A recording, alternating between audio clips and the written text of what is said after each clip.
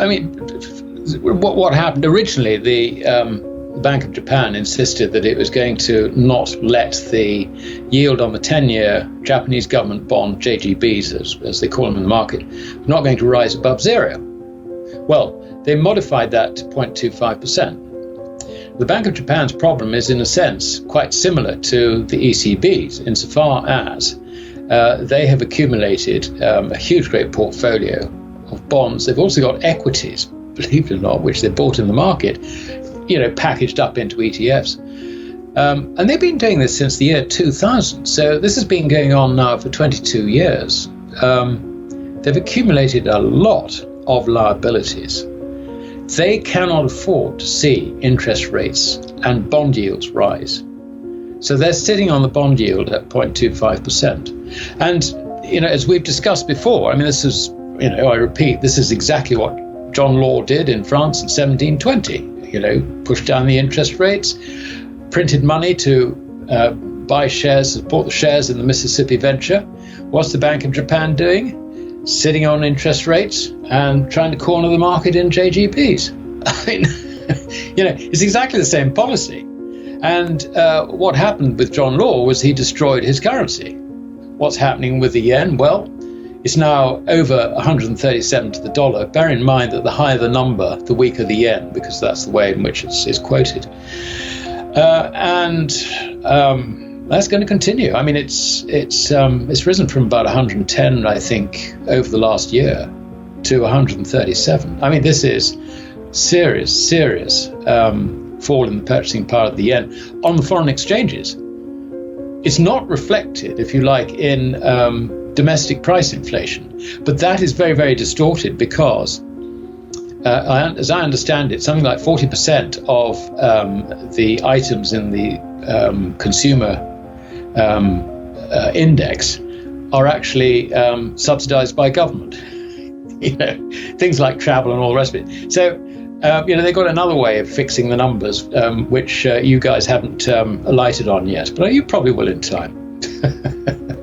Well, every time we speak, it doesn't make me feel any better. I guess I feel more informed, but more informed about how big and how massive, how looming, how much growing, impending this imbalance, the systemic troubles are in the global and regional and sovereign banking systems, and how any major tipping of any of those over could pull the whole thing down.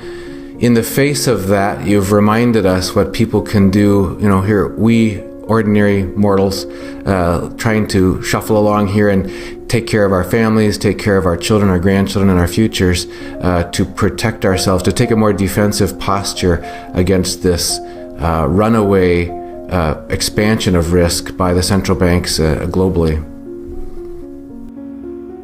Yeah, I mean, it's the only thing to do is to try and get out of the fiat currency system. How do you do that? Well, the only way you can do that is to get into proper money. Gold is legally money and has been since Roman times. It was codified by Justinian back in 6th century, I think. So that was an awful long time ago. And it's, from Roman law, it has been adopted in everyone else's law, basically, indirectly usually. I mean, in this country, it was very indirect because by the time Justinian codified money, credit, currency, and its legal status, we'd already, the Romans had already left Britain. So, but it came up sort of thing through common law. But it was only really when the Court of Chancery was merged with common law in 1875 that we actually came and had complete confirmation that money is gold and all the rest is credit. And that is actually precisely what J.P. Morgan said in 1912 ahead of Congress. I mean, he wasn't expressing an opinion, he was expressing a legal fact, and that point is missed by most people. Excuse me. Quite a lot of your listeners, viewers, will, I think, sort of look at the price of gold and they see it sort of sinking and all the rest of it and think, oh, don't make the mistake of looking at it as an investment. It's not an investment. Money is not an investment. Money is something that you hoard. You don't invest in it. The distinction is terribly important. And the reason that this really matters is that the markets and the gold price through futures is driven by the investment community. And the investment community are essentially Keynesian. They've all gone to university and learned Keynesian economics from high school level through, university, college, whatever.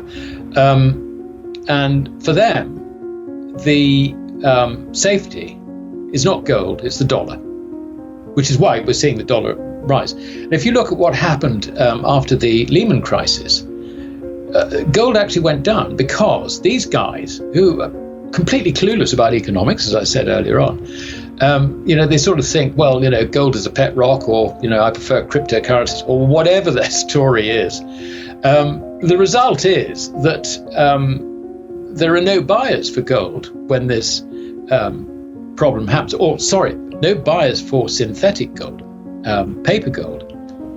But I can tell you that the central banks themselves are quietly squirreling away gold on the dips, making it quite difficult for the bullion banks to actually get their books completely straight. And that's an interesting point. If the central banks are squirreling away physical gold, shouldn't you as well? I mean, because it's money. It is money. That's funny, because that the terminology of bad talking something while acquiring it is called bash and stash, and it seems like that's what's been going on at a very high level for some period of time. Yeah, pretty much. I think it's a very good way of putting it. Yeah, I would agree.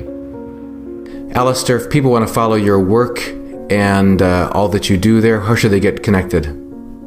Well, go to Gold Money, hit the research tab. I publish an article every Thursday, and so you'll pick it up there. And I also do a market report on Fridays. I won't be doing one this Friday or the following Friday because I'm actually going to be away. But I've got a couple of articles lined up for while I'm away. So please go there, read them. Please understand it. If you disagree with it, I don't care. But really, we're in the business of trying to educate people to try and save something for the ordinary person out of state wreckage, which I'm afraid is getting more and more imminent. And folks, you can make sure you don't miss a single episode with Alasdair or any of our guests by subscribing to our free newsletter at libertyandfinance.com. Just go to libertyandfinance.com, and over in the left-hand margin, put your name and email address, click submit. You'll get a confirming email. Make sure you confirm, and you'll be in. You'll get every single episode that we interview 9 p.m. Eastern, 6 p.m. Pacific, and way early in the morning in the UK. Every day, 7 days a week, we publish, and including all of our interviews with Alasdair. Alasdair, on behalf of all of our viewers here at libertyandfinance.com, thank you again for joining us. That's very much my pleasure.